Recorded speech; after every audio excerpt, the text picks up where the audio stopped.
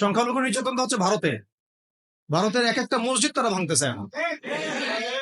এটা এটা এটা একটা লক্ষণ। আস্তে আস্তে ওর মানচিত্র মসজিদের মতোই ভেঙে খান খান হয়ে যাবে ইনশাআল্লাহ। এরা যেমন অখণ্ড ভারত চায়, আমরাও অখণ্ড ভারতই চাই। আমরা চাই অখণ্ড ভারত হবে কালিমা লা ইলাহা ইল্লাল্লাহ মুহাম্মাদুর রাসূলুল্লাহ। আপনারা তো মনে করেন যে ভারত আমাদেরকে ঘিরে রাখছে, তাই না? আসলে ভারতকে আমরা ঘিরে রাখছি। এই দিক থেকে আমরা, এই দিক থেকে চায়না, এখান থেকে নেপাল, এখান থেকে ভুটান, এখান থেকে মায়ানমার, এখান থেকে পাকিস্তান, আর তার চেয়ে বাপ আছে আফগানিস্তান। আছেন আফগানিস্তান? ওদের সাথে কেউ পারছে এই পর্যন্ত? আফগানের ভাইরা নিজেদেরকে গড়ে নিচ্ছে, এখন বোঝাচ্ছে। এই বাংলাদেশকে যদি আমরা একটা মদিনা রাষ্ট্র বানাতে পারি, ইনশাল্লাহ কালকে গাজওয়াতুল হিন্দ হবে।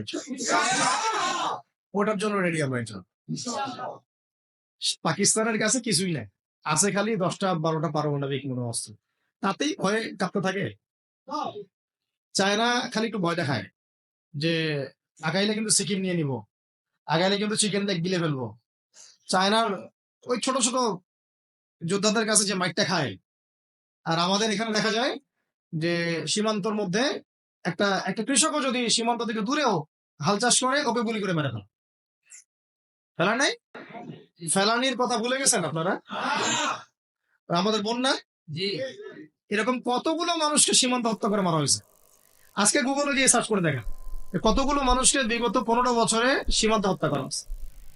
তো এখানে আমাদের স্বাধীনতার প্রশ্ন আসে না, এখানে গণতন্ত্রের কথা আসে না, সার্বভৌমত্বের কথা আসে না, না, বরং তারা ক্ষমতার জন্য ওদের কাছে ইমান বিক্রি করে দিয়েছে। ক্ষমতার জন্য এই উগ্রদের কাছে, মানে উগ্র হিন্দুত্ববাদীদের কাছে ওরা তাদের ইমান, ওদের আমল, ওদের তাকওয়া, ওদের দিন সব বিক্রি করে দিচ্ছে। পরিবর্তিত বাংলাদেশে কোনো ভারতীয় দালালকে আর জায়গা না দেওয়া, একদম সাফ কথা।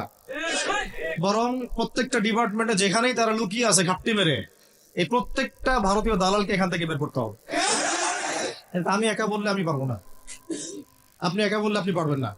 প্রত্যেকটা এই বয়ানের জায়গা, মিম্বর, খুতবা, ওয়াজ মাহফিলের প্যান্ডেল, আমাদের রাজনৈতিক দলগুলো, আমাদের ইসলামপন্থী দলগুলো যেগুলো আছে, সবার ইমারত থেকে আওয়াজ আসতে হবে। কারণ এরা যদি আর একটা বার সুযোগ করতে পারে, না থাকবে আপনার দেহ, আর না থাকবে আপনার মাথা। এখনই তো আপনাকে হুমকি দিচ্ছে, এখনই আপনাকে হুমকি দিচ্ছে যে কোনো সময় একটা একটা করে গুপ্ত হত্যা করবে এরা। চট্টগ্রামে সাইফুল ইসলাম ভাইকে, এক ভাইকে কুপায় মারা হয়েছে, এটার বিচার এখনো হয় নাই। যারা মারছে ওদের পক্ষ নিয়ে আমরা আবার সংখ্যালঘুর স্লোগান তুললাম। এ কেমন সংখ্যালঘু যে আমার ভাইকে জবাই করে হত্যা করে? হ্যাঁ, কথা হচ্ছে আমরা একটা কাপুরুষতার পরিচয় দিচ্ছি। নেপাল ওকে টাইম দেয় না, ভুটান টাইম দেয় না, মায়ানমার টাইম দেয় না, চায়না তো দেয়ই না, আর আমরা তাকে একেবারে প্রভুর আসলে বসা রাখছি। আমরা কি দিছি? আমরা ইলিশ দেই, আমরা ট্রানজিট দেই, আমরা রেল দেই, আমরা বন্দর দেই, আমরা আর কি দেই? গ্যাস তো দেই মাশাআল্লাহ। তারপরে পণ্যগুলো তো দিচ্ছি, গার্মেন্টস দিয়ে দিচ্ছি, আমাদের প্রশাসনের মধ্যে লোকজন দিয়ে দিচ্ছি, কর্মী শ্রমিক দিয়ে দিচ্ছি। এই জন্যই তো বলি, কেন সে স্ট্যাটাস দেয় যে এই স্বাধীনতা তার স্বাধীনতা, এটাই তো আমার কারণ। তার মানে তারা আমাদের সার্বভৌমত্বটাকে স্বীকার করে না, তাই না? তারা যদি আমাদের স্বাধীনতা, সার্বভৌমত্বকে স্বীকার করতোই, তাহলে তো এরকম স্ট্যাটাস দিত না, দিত কি? তো এখন কথা হচ্ছে, আমরা মাথা নত করার জাতি না। আমাদের নবী মুহাম্মদ সাল্লাল্লাহু আলাইহি ওয়াসাল্লাম মাথা উঁচু করে দাওয়াতি কাজ করছেন। মার খেলেও কখনো তিনি মাথা নিচু করেন না। সাহাবায়ে কেরাম রাদিয়াল্লাহু আনহুম আজমাইন মাথা উঁচু করে দাওয়াতের কাজ করছেন, কারোর সামনে মাথা নত করেন নাই, ইল্লাল্লাহ, আল্লাহ ছাড়া। মার খেয়েছেন, হিজরত করতে হলে হিজরত করেছেন, কখনো মানুষ গালি দিয়েছে, গালি সহ্য করেছেন, কখনো মদিনায় চলে যেতে হয়েছে, দেশ ছাড়তে হয়েছে, দেশ ছাড়ছেন, আবার কখনো ইসলামী রাষ্ট্র কায়েম করতে হয়েছে, রাষ্ট্র কায়েম করছে। জিহাদ করার দরকার, জিহাদও করছে, কেতালের দরকার, কেতালও করছে, আস্তে আস্তে মক্কা বিজয় করছে। করেন নাই? সিরাত পড়তে হবে, সিরাতের ধারাগুলো আমাদেরকে বুঝতে হবে। এখন আমরা তো তার উত্তরসূরি, আমরা তাদের উত্তরসূরি। প্রথম কথা হচ্ছে, আমরা আমাদের নত জানু মনোভাবটাকে ত্যাগ করতে হবে, এক নাম। আর অতীতের জীবনের যে ভুল ত্রুটিগুলো দ্রুত সংশোধন করতে হবে। আর এখন আর আমাদের হাতে অনেক লম্বা সময় আছে এমন না বিষয়, কত কি যে দ্রুত হয়ে যাবে আপনি হয়তো ভাবতে পারেন। বিশ্বটা খুব দ্রুত চেঞ্জ হচ্ছে। যদি কখনো বাংলাদেশে দেখা যায় যে দেশের শত্রুরা বা দিনের শত্রুরা বা উগ্রবাদীরা এই দেশের স্বাধীনতা সার্বভৌমত্বের উপর আক্রমণ করে, তখন কি আমাদের উপরে জিহাদ ফরজ হবে কিনা? এখন যদি তাই হয়, এখন আপনাদের কি মনে হয় এটার সম্ভাবনা আছে না নাই? এইটুকু ইন্টেলেকচুয়াল অবস্থা তো আপনাদের আছে, এটার সম্ভাবনাও হতে পারে, আজও কালও হতেই পারে। তখন আমার প্রিপারেশনটা কি হবে সেটা আমাকে এখন জানতে হবে। আমার প্রিপারেশনটা কি হওয়া উচিত? প্রথম প্রিপারেশন হওয়া উচিত আগের সমস্ত জিন্দগিতে যা করছি নিজেকে আল্লাহর দিকে ফিরাই নিয়ে আসে। এটা প্রথম কাজ। যে আল্লাহর দিকে ফিরে আসা নেই তার সাথে না জিহাদের সম্পর্ক আছে না কিতালের কোনো সম্পর্ক আছে, সে তো আল্লাহর পথেই না। তো প্রিয় যুবক ভাইরা, আগে প্রথম কথা হচ্ছে আগে আপনি আল্লাহর দিকে ফিরে আসেন, এক না। দ্বিতীয় কথা হচ্ছে এরপরে আমাদের প্রয়োজন শারীরিক প্রস্তুতি। শারীরিক প্রস্তুতি যেমনটা বললাম যে কোনো অবস্থাতেই আলেম ওলামাদেরকে, দায়ীদেরকে, মুফতিদেরকে, মুহাদ্দিসদেরকে, মাদ্রাসার শিক্ষকদেরকে, খতিবদেরকে ভিতরে ঢুকতে দেওয়া যাবে না। কারণ আপনাদেরকে যদি ভিতরে নিয়ে যাওয়ার স্কোপ পায় তারা নতুন করে আবারও কেউ, তাহলে আর সুস্থ রাখবে না, ফিজিক্যালি আপনি ঠিক থাকতে পারবেন না। অতএব একটা সামাজিক প্রতিরোধ গড়ে তুলতে হবে সবসময়। মানে একটা এলাকার মধ্যে একজন আলেম আছেন, সেই আলেমকে এলাকা থেকে নিতে পারবে না, তাকে নেওয়ার আগে 100 জনের উপর গুলি চালাইতে হবে, এমন একটা মুভমেন্ট থাকতে হবে। প্রতিবাদ না করলে আপনি বান্দরবনে যান, বান্দরবনের পাহাড়ি এলাকায় গিয়ে কোন একটা পাহাড়ি লোককে উঠাই নিয়ে আসেন, দেখি কত বড় সাহস আছে। আর্মি পর্যন্ত পারে না। কে পারে না? সেনাবাহিনী পারে না। পারে? পাহাড়িরা ওখানে ঐক্যবদ্ধ হয়ে যায়, ওদের মহিলারা ঝাড়ু নিয়ে সামনে চলে আসে। এই আমাদের বান্দরবনের কথা বলতেছে। ওখানে যে কুকি চিং একটা ফ্রন্ট গঠন করছে সশস্ত্র বিদ্রোহীরা, ওই অংশটুকুকে নিয়ে একটা মাস্টার প্ল্যান আছে ওদের। ওই অংশটুকুতে তারা একটা খ্রিস্টান রাজ্য বা আলাদা একটা পাহাড়িদেরকে নিয়ে একটা রাষ্ট্র প্রতিষ্ঠা করতে চায়। এটা ওদের স্বপ্ন। এই উদ্দেশ্যে তারা হাঁটতেছে এবং তারা অস্ট্রেলিয়ান ভাষায় কথা বলে। ওখানে তারা পতাকা বানাইছে, মানচিত্র বানাইছে, এমনকি লাস্ট টাইম আমরা ওখানে গিয়ে শুনলাম যে মুদ্রাও নাকি বানাচ্ছে। মুদ্রা হাসতেছেন? বিষয়টা কত ডিপ। আমাদের রাষ্ট্রে যে কত সমস্যা, আর জানি না যারা দায়িত্বে আছে তারা কি করতেছে, আসলে কোন দিকটা সামাল দিচ্ছে।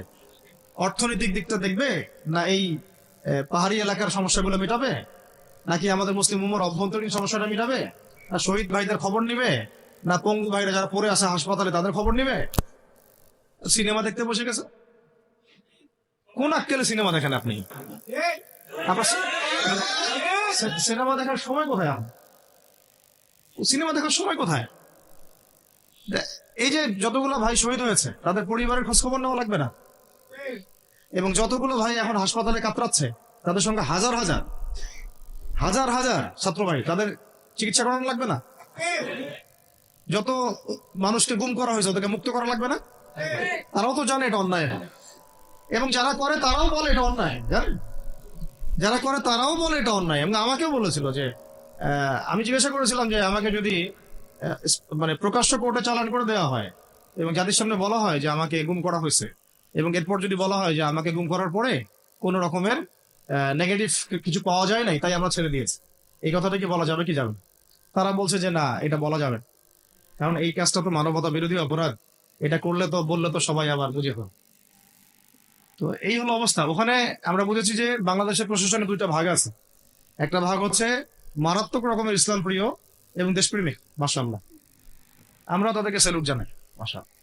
কিন্তু আপনারা ভুল জায়গায় শ্রম দিচ্ছেন, আপনারা ভুল জায়গায় মেধা শ্রম এবং আপনাদের জীবন নষ্ট করতেছেন। আপনাদের থাকা দরকার ছিল ওলামায়ে কেরামদের সাথে, তাহলে আপনাদেরকে টক্কর দিয়ে কেউ সামনে যেতে পারতো না। আপনারা খালিদ বিন ওয়ালিদ হতে পারতেন আমাদের, আপনারা কিন্তু ওমর ইবনে খাত্তাব হতে পারতেন।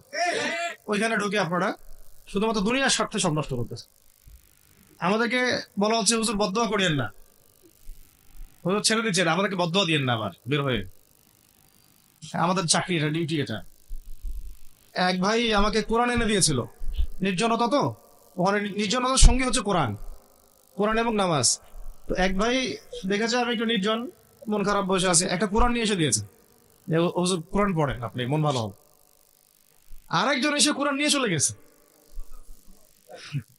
কোরআন পড়ে ওখানে যদি আপনি আবার উল্টা উল্টা কিছু করেন, ওদের নিয়ম নাই কোরআন দেওয়া। কোরআন দেওয়ার কি নাই, নিয়ম নাই। তো এই হলো অবস্থা। কথা হচ্ছে যে এই ভাইদেরকে মুক্ত করাও তো তাদের কাজ ছিল। যে ওলামায়ে কেরামদের একজনের উপরে 3টা 4টা 5টা 10টা করে মামলা এখনো চলতেছে, তাদেরকে মুক্ত করা উচিত ছিল না? আর এই পুরো জুলুমের পিছনে যত জালেম ইনভলভ ছিল তাদেরকে আইডেন্টিফাই করে ভিতরে ঢোকানো উচিত ছিল না? হয়েছে সবকিছু? এই জিনিসগুলোর মধ্যে অনেক গ্যাপস আছে। এগুলো যদি এভাবে চলতে থাকে তাহলে আগামীতে আমরা যারা ইসলামিক রাজনীতি করবো বলে চিন্তা করতেছি বা ইসলামকে রাষ্ট্র ক্ষমতা নিতে চাই, আমরাও কিন্তু বেগ পাবো, আর ভালো রকমের বেগ পাইতে হবে। আর বিগত সময় আমরা অনেক ভুল করছি, যেমন মন খারাপ করেন না, এগুলো আমরা ভুল করছি। এই যে আমরা সেকুলারদেরকে অনেক বিশ্বাস করে ফেলছি, ওদের সাথে জোট করতে গেছি, ঠিক আছে, ওদেরকে আমরা ভাই বোন করার চেষ্টা করছি। আসলে এদের সাথে কাফেরদের সাথে কোনো পার্থক্য, সেকুলারিজমে যারা আছে আর কুফার যারা, এদের মধ্যে কোনো পার্থক্য নেই। ওই কালিমা পড়া না পড়ার পার্থক্য। তো বাকি আপনার পিঠে ছুরি এরও মারবে ওরও মারবে। আর আমি ছোট মানুষ, ছোট জায়গা থেকে বলতে চাই যে আমাদের যে ওলামায়ে কেরামগণ মাঠে আছেন, যে রাজনৈতিক দলগুলো আপনারা মাঠে আছেন, এবার আপনারা কোনো রুটির টুকরার জন্য লড়বেন না। এবার পুরা রুটি নিয়ে লড়বেন।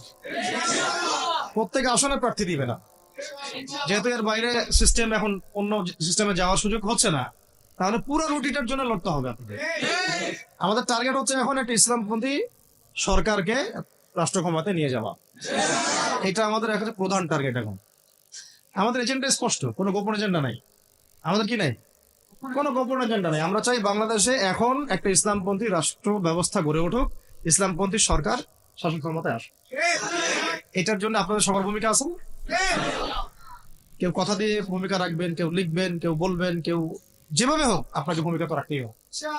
কারো বসে থাকার সুযোগ নেই। এখন আর এই রাষ্ট্রটাকে ইসলামিক রাষ্ট্র হিসেবে গড়ার দায়িত্ব এখন সবার কাঁধে আসছে। আমরা আমাদের জায়গা থেকে বলতেছি, বাকি কাজ কিন্তু আপনাদেরকে করতে হবে। আল্লাহ পাক করার তৌফিক দান করে। আর ইসলামপন্থী ভাইদের আপোষের যে দূরত্ব, এটা কমায় ফেলতে হবে। এই দূরত্ব রাখা যাবে। ইখতিলাফ আছে থাক, যদি আকীদাগত মৌলিক কোনো পার্থক্য না থাকে, আমরা তো ভাই ভাই নাকি? আমাদের চেয়ে কি মানে সেকুলার আমাদের বেশি বড় ভাই? আমাদের চেয়ে কি যে নাস্তিক মুরতাদরা আমাদের বড় ভাই? কমিউনিজমে যারা আছে ওরা আমাদের বড়? এই গণতন্ত্রপন্থী যারা একবারে কট্টর, ওরা আমাদের দিনী ভাই নাকি? আমাদের তো ভাই, সোজা কথা হচ্ছে ইন্নামাল মুমিনুনা ইখওয়া, ইন্নামাল মুমিনুনা, মুমিন যারা মুমিন, মুমিন ভাই। মুমিনা মুমিনে কি ভাই? খালাস। আল মুসলিম আখুল মুসলিম, মুসলিমের ভাই কি? মুসলিম। খালাস, এইটুক। মুসলিম আমার ভাই, মুসলিম আমার ভাই। এখন যারা এদেশের রাষ্ট্র ক্ষমতা ইসলামকে চায় না, তারা আমাদের ভাই না। সে যে কোনো নামে আসুক, এক্স ওয়াই জেড, দেখার দরকার।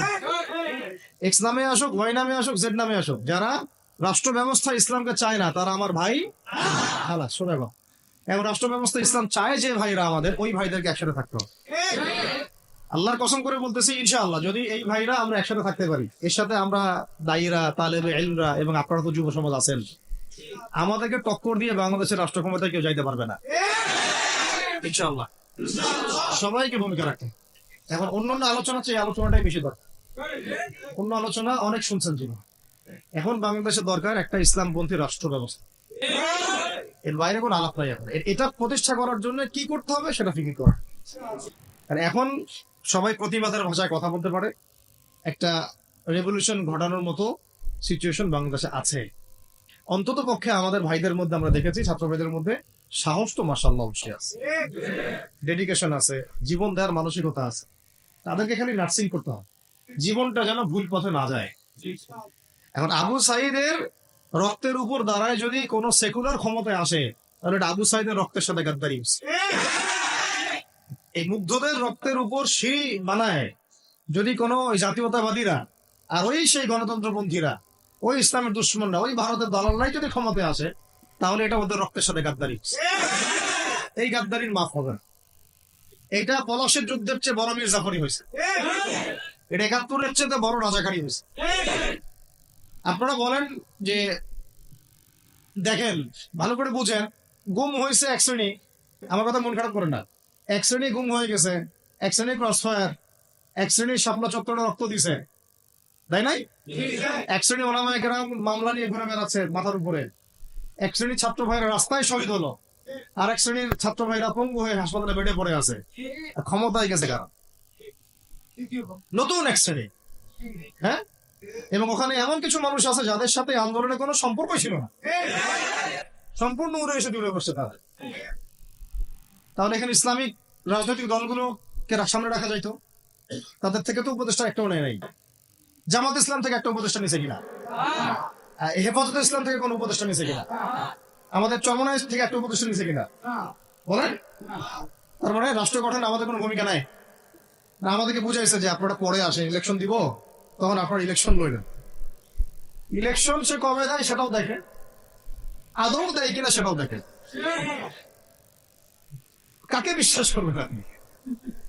বিশ্বাসটা করবেন কাকে? যখন মোস্তফা সরোয়ার ফারুকের মধ্যে একজন উপদেষ্টা হচ্ছে, বিশ্বাস আপনি করবেন কাকে? সারা জীবন মানুষকে পরকে শিখাচ্ছে, তার কোন যোগ্যতায় সে উপদেষ্টা হচ্ছে? আচ্ছা, একটা কাজ করেন, এটা উপদেষ্টা করার জন্য একটা পরীক্ষা নেন না, দেখি বিসিএস এর মতো, দেখেন না এটা পাস করে কিনা। অথবা আপনি একটা কাজ করেন, ইসলামিক সেন্সে পরীক্ষা নেন, দেখেন কোরআন তেলাওয়াত করতে পারে কিনা। কিসের ভিত্তিতে হলো? এই যে এই সমস্যাগুলো থেকে গেছে। তারপরেও যা হয়ে গেছে হয়ে গেছে। এখন আমাদের যেটা কথা সেটা হচ্ছে, আমরা তো আর কোনো বিদ্রোহে যেতে চাই না, আমরা যে শান্তিপূর্ণভাবে ইসলাম প্রতিষ্ঠা করতে। কিন্তু প্রয়োজনে যদি তারা মানে আমাদের উপর জুলুমের ভাষা বেছে নেয়, তাহলে আমরা অবশ্যই এবার প্রতিবাদের ভাষা বেছে নিব। এই জন্য সবার আগে জরুরি হচ্ছে যুবকদেরকে এক কাতারে থাকা, ইসলামপন্থী ভাইদের সাথে থাকা, ইসলামী সংগঠনের সাথে থাকা, এবং নাম XYZ যেটাই হোক না কেন, নাম XYZ হতে পারে, আপোষে ভাই ভাই হয়ে থাকা। এটাতে যদি ভাই আমরা এবার ভুল করি, আল্লাহর কসম করে বলতেছি, আল্লাহ না করুক, এরপরে যদি মায়ের আসে, না আপনি বাঁচবেন না আমি বাঁচব, কেউই না, ইনশাআল্লাহ ওই দিন আসবে না। আর আমরা যদি ইনশাআল্লাহ আজ্জা ওয়া জাল যদি আমরা এটাকে মদিনা রাষ্ট্র বানাতে পারি, এই জন্য আমি আগে বলেছি একটা লেকচারে যে আমরা যদি বিরিয়ানি খেতে চাই, আপনি যদি বিরিয়ানি খেতে চান, একটা পাত্র নেবেন কিনা? আচ্ছা, পাত্রটা যদি ময়লা থাকে খাবেন? পাত্র অনেক ময়লা আছে, আপনি ওইখানেই বিরিয়ানি ঢালবেন, ঢেলে খাওয়া শুরু করবেন? সবার আগে আপনি কি করেন? এটাকে ধোন, পরিষ্কার করেন, তাই না? বাংলাদেশকে যদি আপনি ইসলামী রাষ্ট্র হিসেবে করতে চান, আগে এই দেশের মধ্যে যে পয়জন গুলো আছে এগুলোকে দূর করতে হবে, সমস্ত পয়জনকে ধুয়ে সাফ করতে হবে। তারপরে যে খেলাফা বা শরিয়া বা ইমারা যেটাই আসুক, ইমারা এক জিনিস, খেলাফা আর এক জিনিস। আমি এক কথায় বোঝাচ্ছি ইসলামী রাষ্ট্র ব্যবস্থা, ইসলামী রাষ্ট্র ব্যবস্থা। যদি ইসলামী রাষ্ট্র ব্যবস্থা তারপরে আসে, জমিন সাফ করার পরে, তখন সেটা সাস্টেইন করবে ইনশাআল্লাহ। আর যদি ময়লার মধ্যেই ইসলামী রাষ্ট্র কায়েম করতে চান, তখন হবে উদাহরণটা এরকম যে আপনি এই নোংরা ড্রেনের মধ্যে নেমে গায়ে সাবান মাখা শুরু করছে, হাততে কোনো লাভ হবে না, বরং ওই নোংরাই আপনাকে খেয়ে ফেলবে। ঠিক আছে? ডেমোক্রেটিক সিস্টেমের মধ্য দিয়ে যদি আমাদের ভাইরা ক্ষমতা যেতে পারে, যাক না, সমস্যার কিছু নাই। এটা কতটুকু জায়েজ না জায়েজ, হালাল হারাম সুন্নত, এইদিকে আমি যাচ্ছি না। এবং এটা নিশ্চিত তারাও জানে এটা সুন্নাত না, তারাও জানে এটা কি না, সুন্নাত পদ্ধতি না। কারণ রাসূলুল্লাহ সাল্লাল্লাহু আলাইহি ওয়াসাল্লাম দাওয়াতের মধ্য দিয়ে এবং সশস্ত্র যুদ্ধের মধ্য দিয়ে মানে মক্কা বিজয় করেছেন। দাওয়াতের মধ্য দিয়ে তিনি মদিনা রাষ্ট্র কায়েম করেছেন। তারপরে মদিনা রাষ্ট্রকে বেস করে আস্তে আস্তে আরো রাষ্ট্রকে এক্সপেন্ড করেছেন। বদর, উহুদ, খন্দক, খায়বার এগুলো হয়েছে, আস্তে আস্তে মক্কা বিজয় হয়েছে। মূল ছিল আগে মদিনা রাষ্ট্রটা কায়েম করা। তো আমরা যে কোনো ভাবেই হোক মদিনা রাষ্ট্রটা আমাদের কায়েম করতে হবে। তারপরে ইনশাআল্লাহ তাআলা দেখবেন, হ্যাঁ, ওই অখণ্ড ভারত আমরাও কায়েম করবো ইনশাআল্লাহ। সংখ্যা দিয়ে কিচ্ছু না, ওদের সংখ্যাকে আমরা ভয় পাই? ওদের সংখ্যাকে ভয় পাওয়ার কিচ্ছু নেই, সংখ্যাকে ভয় পাওয়ার কিচ্ছু নাই। কারণ কোরআন, যে কোরআন আমার সামনে যে কোরআনটা আছে, এটা দেখে একটু খারাপ লাগলো। কোরআনের যে অবস্থা, এটা খুব মনের কষ্ট দিল আর কি। কোরআনটা হবে চকচকা, এটা দেখে বোঝা যাচ্ছে এটা অনেকদিন কেউ পড়েই নাই। আপনাদের বাসার যদি কোরআনের এই হালত হয়, তাহলে আমাদের দ্বারা দিন কেমন হবে? আপনার কোরআনের হালত হবে এমন যে কোরআনে এক বিন্দু পরিমাণ কোনো ময়লা নাই, প্রত্যেকদিন আপনার হাতের স্পর্শেই ময়লা দূর হয়। তখন এই কোরআন আপনার পক্ষে কথা বলবেন ইনশাআল্লাহ। ভাই, কোরআনের কাছে চলে আসেন, আর দেরি করেন না, সময় নাই। আল্লাহ পাক সবাইকে কবুল করেন, আমিন। এই মসজিদগুলোকে কাজে লাগান, এখানে তালিমি বৈঠক চালু করেন প্রত্যেক সপ্তাহে। আমি যদি প্রত্যেক মাসে রংপুর আসি, প্রত্যেক মাসে সময় দেবো ইনশাআল্লাহ। আপনার এখানে ইমাম ঠিক করেন, খতিব ঠিক করেন, এবং ওই যে টিচার ঠিক করেন, পরে আপনারা কোরআন শিক্ষার ব্যাচ চালু করেন, কোরআন তাফসীরের ক্লাস চালু করেন। তারপরে তুলনামূলক আরবি ভাষা শিখেন, মানে এগুলো শিখে নেন তাড়াতাড়ি। সময় নাই এগুলো, আমাদের হাতে সময় কম। এগুলো আজকে থেকে 10 বছর আগেই শেখা উচিত ছিল, তাই না? কিন্তু আমাদের এই সেকুলার শিক্ষা ব্যবস্থা আপনার জীবন থেকে 20 বছর কেড়ে নিয়েছে। 20 বছর পড়াশোনা করার পরে আমি চ্যালেঞ্জ করতেছি, এই যে লাখ লাখ টিচারকেও যদি আপনি কোরআন তেলাওয়াত ধরেন, সহি বলতে পারেন, অথচ তারা জাতির শিক্ষক হয়ে বসে আছে। সেকুলার শিক্ষা ব্যবস্থাটা আমাদের জীবন থেকে পুরা ইসলামের হকটাকে নষ্ট করে ফেলছে। আপনার অধিকার ছিল যে আপনি একজন স্কুলের স্টুডেন্ট, আপনি কোরআন পড়তে পারবেন। আপনি একজন কলেজের স্টুডেন্ট, আপনি কোরআনের তাফসীর করতে পারবেন। আপনি একজন ইউনিভার্সিটি পাস করেছেন, আপনি হাদিসও পড়তে পারবেন, এবারও তো দিতে পারবেন, এরাও দিতে পারবেন। এটা আপনার হক ছিল, কিন্তু এই হকটা নষ্ট করছে কারা? এই সেকুলার শিক্ষা ব্যবস্থা নষ্ট করে ফেলছে। এখন তো কিছু করার নাই। তো এটাতে আমাদের দোষ কি? আমাদের দোষ হচ্ছে আমরাই তো তাদেরকে ভোট টোট দিয়ে উপর উঠাইছিলাম। আমাদের বাপরা উঠাইছে, আমাদের বাবারা উঠাইছে, তার বাবারা উঠাইছে। আমরা তো ওই সময় ইনসাফ করি নাই, ফলে আমাদেরকে ভোগ করতে হয়েছে। আপনার এই প্রসঙ্গে দুটো কথা বলেই ফেলেন, নাহলে আমি মানে হকাদায় হয় না। একটা মুসলিম ঘরের ছেলে, তার অধিকার নাই প্রাইমারি স্কুলে গিয়ে সে কোরআন শিখবে? আচ্ছা, আমাদের মৌলিক অধিকার কি? খাদ্য, বস্ত্র, বাসস্থান, শিক্ষা, চিকিৎসা, 5টা বলি না? তো কোরআন আমার মৌলিক অধিকার না? মুসলিম পরিবারের সন্তান আমি, কোরআন আমার মৌলিক অধিকার না? তারপর প্রাইমারি স্কুল আপনাকে শিখায় নাই, হাই স্কুল আপনাকে শিখায় নাই, এমনকি কারমাইকেল শিখাইছে আপনাকে, বেগম রোকেয়া বিশ্ববিদ্যালয় শিখাইছে, এরাও শিখায় নাই। এমনকি বিসিএস ক্যাডার হচ্ছেন কোরআন ছাড়াই, ডক্টর হচ্ছেন কোরআন ছাড়াই, ইঞ্জিনিয়ার হচ্ছেন কোরআন ছাড়াই। এমনকি শিক্ষা কমিশন গঠন হচ্ছে, ওই কমিশনের লোকদেরও কোরআনের জ্ঞান নাই। টকশোতে এসে আবার ঠিকই পটর করে, কোরআনে পড়তেও পারে না, টকশোতে এসে পটর করে।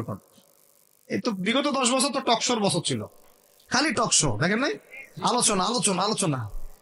একটা ন্যারেটিভ তৈরি করা হচ্ছিল, ইসলাম নিয়ে যারাই কথা বলবে এরাই জঙ্গি, এরাই মৌলবাদী, এরাই সন্ত্রাসী। হ্যাঁ, তো কিভাবে মানুষের ব্রেইন ওয়াশ করা হয়েছে। আমি আসলে অবাক হয়ে গেছি এই ঘটনাতে, জুলাইয়ের ঘটনায়, যে যুব সমাজকে ধ্বংস করার জন্য তারা 20 বছর ঠেলে দিছে, ওই যুব সমাজে তাদেরকে পিটাই বের করছে। আল্লাহ পাকের কি পরিকল্পনা! আপনাদেরকে ধ্বংস করার জন্য 20 বছর ধরে তারা সিলেবাস কারিকুলাম করছে। আপনাদেরকে শরৎচন্দ্র পড়াইছে, বঙ্কিমচন্দ্র পড়াইছে, হুমায়ুন আহমেদ পড়াইছে, হুমায়ুন আজাদ পড়াইছে, হ্যাঁ, শেক্সপিয়ার পড়াইছে, আর কত কি পড়াইছে। কোরআন পড়তে দেয় নাই, নামাজের স্বাধীনতা দেয় নাই, পর্দার স্বাধীনতা দেয় নাই। আমাদের বোন পর্দা করে পরীক্ষা দিতে গেছে, নিকাব খুলে ফেলা হয়েছে, কি করে নাই। কিন্তু ওই ছাত্র জনতার হাতেই পিটানি খেয়ে দিচ্ছে। আল্লাহ পাকের দেখছেন কি একটা মিরাকেল, আল্লাহ পাকের কি মানে কুদরত, কারিশমা। ঠিক কিরকম হয়েছে জানেন? ঘটনাটা হয়েছে এরকম যে ফেরাউনের ঘরে মূসা আলাইহিস সালামকে আল্লাহ পাক বড় করছে। মাশাআল্লাহ। তো আপনাদেরকে ধ্বংস করার জন্য কিন্তু এই পলিসিগুলো অ্যাপ্লাই করা হয়েছে। এখন যে আল্লাহ পাকের রহমতে আপনারা বিপদে যান নাই, আলহামদুলিল্লাহ। এখন যেটা আল্লাহ পাক বোঝার তৌফিক দিচ্ছেন, দেখেন আপনারা কোরআন শিখতে পারতেন, এখানে পারেন নাই। শিক্ষা কমিশনের মধ্যে কোরআন নাই। শুধু তাই না, দেখেন 360 জন এমপির মন্ত্রীকে আপনি বসায় দেন, 360 জন এমপির মন্ত্রীকে বসায় তাদের সবাইকে শুধু কিচ্ছু না, আমি বলবো খালি সূরা ফাতিহা তিলাওয়াত করতে বলে, যে আমাদেরকে এখন একটা নতুন উদ্দেশ্য নিয়ে, টার্গেট নিয়ে, একটা মিশন নিয়ে আগামীকাল থেকে পথ চলতে হবে। প্রথম গন্তব্যটা কি? আমরা বাংলাদেশকে একটা মদিনা রাষ্ট্র কায়েম করতে চাই। সেটা যদি করতেই হয়, তাহলে আমাকে কার আদলে করতে হবে, কার সুন্নতে করতে হবে? নবী মুহাম্মদ সাল্লাল্লাহু আলাইহি ওয়াসাল্লামের তরিকায়। এবং তার তরিকার প্রথম কাজটাই হচ্ছে আগে ইলম শিখতে হবে। কি শিখতে হবে? এই মসজিদগুলোকে কাজে লাগান, মাদ্রাসাগুলোকে কাজে লাগান। এবং 2 নম্বর হচ্ছে ইলম একা একা শেখা যাবে না। ইলম একা একা শেখা যাবে না। 20 বছর তো আপনি একা পড়াশোনা করেন নাই, প্রতিষ্ঠান ছিল, ওস্তাদ ছিল, তাই না? টিচার ছিল, আপনার একাডেমিক কারিকুলাম ছিল। ঠিক এরকমই দিনের ইলমও একা একা শেখা যাবে না, ওস্তাদ লাগবে। এবং আলহামদুলিল্লাহ আমাদের বাংলাদেশে ওস্তাদের অভাব নাই, আলহামদুলিল্লাহ। প্রত্যেক জেলায় জেলায় উপজেলায় সব জায়গাতেই মুহাক্কিক বরেণ্য আলেমগণ আছেন, আলহামদুলিল্লাহ। আর আপনি খুঁজে বের করবেন কে মুহাক্কিক আলেম। আমি কিছু মানে তাদের বৈশিষ্ট্য বলতে পারি, যে তারা নিজেকে জাহির করেন না, বিনয়ী হন, অহংকারী হন না। তারা এত বেশি আইওয়া শোডাউন এত পছন্দ করেন না, নিজেকে আড়াল করার চেষ্টা করেন, হক কথা বলতে তারা ভয় করেন না। এবং তারা অনেক গভীর জ্ঞানের অধিকারী হওয়া সত্ত্বেও অনেক বেশি বিনয়ী হন না। এগুলো দেখে আপনি চিনবেন, ঠিক আছে? আমাদের সালাফরা তো বলতেন যে মুহাক্কিক মানুষকে পাবেন 2 জায়গায়, এক হচ্ছে মাটির তলে, আরেকটা হচ্ছে জেলখানায়। ঠিক আছে? তো যাই হোক, এখন অনেক বড় উলামায়ে কেরাম আমাদের সমাজে আছেন, তাদের যে কারোর সাথে অন্তত একজনের সাথে নিসবত রাখেন, অন্তত একজনের সাথে নিসবত রাখেন। ঠিক আছে? তো এটা আমাদের সৌভাগ্য আলহামদুলিল্লাহ যে বাংলাদেশে বহু মাদ্রাসা, বহু কওমি মাদ্রাসা, আলিয়া মাদ্রাসা, অনেক ধরনের মাদ্রাসা আছে। কিছু সংকীর্ণতা বা কিছু সমস্যা আমাদের মধ্যে থাকতে পারে, এটা যে কোনো জায়গায় থাকতে পারে, কিন্তু আলহামদুলিল্লাহ এই খেদমতটুকু আছে বলেই এখন পর্যন্ত দ্বীন ইসলামকে তারা মিটাইতে পারে নাই আলহামদুলিল্লাহ। তো ইলম শিখবো 1 নাম্বার, 2 নাম্বার হচ্ছে ইলম মুহাক্কিক কোন আলেমের সোহবতে শিখবো, একা একা শিখবো না। 3 নাম্বার হচ্ছে যা শিখবো আমলে নিয়ে আসতে হবে। কি বললাম? যা শিখবো আমলে নিয়ে চলে আসতে হবে, ফেলে রাখা যাবে না। আল্লাহ আমাকে তৌফিক দেন, আপনাদের সবাইকে তৌফিক দান করেন। 4 নাম্বার সময় কাজে লাগাইতে হবে, সময় কাজে লাগাইতে হবে। কোনো অবস্থাতেই আর হেলায় ফেলায় সময় নষ্ট করবো না, আমিও করবো না ইনশাল্লাহ, আপনারাও করবেন না ইনশাল্লাহ। 5 নাম্বার হচ্ছে নিজের প্রতিভাকে খুঁজে বের করবেন। সবাইকে আল্লাহ কিছু না কিছু প্রতিভা দিয়েছেন, প্রতিভা খুঁজে বের করে ইসলামের জন্য কাজে লাগান। 6 নাম্বার হচ্ছে যাদের রিজিক হালাল তাদের তো আলহামদুলিল্লাহ কোনো সমস্যা নেই, যাদের হারাম রিজিক আজকে ছাড়তে হবে। কোনো সুদের সাথে সম্পৃক্ত থাকা যাবে না, কোনো ঘুষ, কোনো দুর্নীতি, কোনো মাপে কম দেওয়া, কোনো হারামে আমি খাবো না, কোনো হারামের কাছে যাব না। আর উত্তরবঙ্গের বড় বড় ফেতনাগুলোর মধ্যে এই সুদী এনজিওদের ফেতনাও আছে, কাদিয়ানিদের ফেতনাও আছে, তাই না? তারপরে আপনার এই যে ইসাই মুসলিমদের একটা ফেতনা আছে না, একটা ফেতনা আছে। তারপরে এই আপনার বিড়ি ফ্যাক্টরি, তামাক ফ্যাক্টরি, এগুলা ফেতনা আছে হারাম খাওয়ার। আবার নতুন করে ইসকনের ফেতনাও উত্তরবঙ্গে দেখা যাচ্ছে। তো এই ফেতনাগুলোকে চিহ্নিত করে আপনাকে বেঁচে থাকতে হবে এবং রিজিকটাকে হালাল করে ফেলতে হবে। ঠিক আছে? এর পাশাপাশি হচ্ছে 6 নম্বর বলবো যে পরিবারগুলো গড়ে তুলতে হবে। প্রত্যেকটা পরিবার হবে একটা দুর্গ, মানে আমার পরিবার হচ্ছে আমার একটা ইসলামিক রাষ্ট্রের মতো। এই পরিবারের মধ্যে অন ইসলামিক কোনো কাজ চলে না। পরিবারের মালিক কি? আমি না? এখানে কি রাষ্ট্র আমাকে হস্তক্ষেপ করতে পারবে? আমার পরিবার আমার কন্ট্রোলে চলবে, একদম ইসলামিক অনুশাসন অনুযায়ী চলবে, ডানে বামে নড়তে পারবে। এভাবে আপনাকে শক্ত থাকতে হবে। 7 নম্বর হচ্ছে এখন থেকে তাবলীগের কাজ সবাইকে করতে হবে। কতটুকু করবেন? যতটুকু আপনি জানেন, যতটুকু আপনি জানেন। যেটা জানেন না ওটা নিয়ে কথা বলার দরকার নেই। আর সমাজে কিছু ইখতিলাফি মাসালাগুলো আছে যেগুলোকে নিয়ে কিছু মানে মোটা বুদ্ধির মানুষেরা আর কি মসজিদগুলো ভাগ করে ফেলে। ঠিক আছে? এই পাল্লায় পড়া যাবে না। ইখতিলাফি মাসালাগুলো সাহাবীদের যুগ থেকেই ছিল, এগুলো নিয়ে মতবিরোধের সুযোগ নাই। এটা তার কাছে এই মাসালাটা অথেন্টিক মনে হয়, সে আমল করতেছে করো। আমার কাছে এই ফিকহের আলোকে এটা বেশি অথেন্টিক মনে হয়, আমি এটা আমল করতেছি। এগুলো নিয়ে কোনো রকমের আর দ্বন্দ্বে যাবেন না। বরং আমরা এখন ঐক্যবদ্ধ হবো কিসের ভিত্তিতে? আমরা ঐক্যবদ্ধ হবো আকীদা, আমল এবং মানহাজের ভিত্তিতে। আমাদের আকীদা আহলুস সুন্নাহ ওয়াল জামাআর আকীদা থাকবে, আমল থাকবে সাহাবীওয়ালা আমল, এবং মানহাজ থাকবে আমরা সালাফদের আদলে বাংলাদেশে দিন কায়েম করতে চাই। খালাস। আর যারা দিন কায়েমের কথা বলবে না ওদের সাথে আমার ঐক্য হবে না। কি হবে? দিন কায়েমের কোনো ফিকির নাই, তার সাথে আমার ঐক্য হবে কিভাবে? তার ফিকির আছে শুধু মসজিদ নিয়ে আর অন্য কিছু নিয়ে, তার দল নিয়ে বা তার মানে আরো তো আছে অনেক কিছু আর কি, এইগুলো নিয়ে। তো ওইগুলো বাদ দিলাম। এই আমর বিল মারুফের কাজ সবাইকে করতে হবে এবং একই সাথে সবাইকে এখন থেকে প্রতিবাদী হতে হবে, অন্যায় নিষেধ করতে হবে। এলাকায় অন্যায় হতে দিবেন না আপনারা। এলাকার মধ্যে জুয়া খেলবে কেন? আপনারা প্রতিবাদী হবে। এখানে গাঁজা খাবে কেন? আপনি প্রতিবাদী হবেন। মাদকের আকারে হবে কেন? আপনারা প্রতিবাদ করবেন। এখন তো আপনি ওই পুলিশ প্রশাসনের অপেক্ষায় বসে থাকার সময় নাই তো এখন। একজন নেককার, মুত্তাকি, পরহেজগার মানুষ প্রত্যেকটা এলাকায় থাকা দরকার। আপনাদের মধ্যে একটা জামাআ বা কমিউনিটি থাকা দরকার, মানে একটা অ্যাসোসিয়েশন থাকা দরকার যারা ওই এলাকাকে সংস্কারের কাজ করবে ইনশাআল্লাহ। অথবা বৃহত্তর সংগঠন যেগুলো আছে বাংলাদেশে তাদের অঙ্গ সংগঠন হিসেবে আপনারা কাজ করতে পারেন। আল্লাহ পাক তৌফিক দান করেন।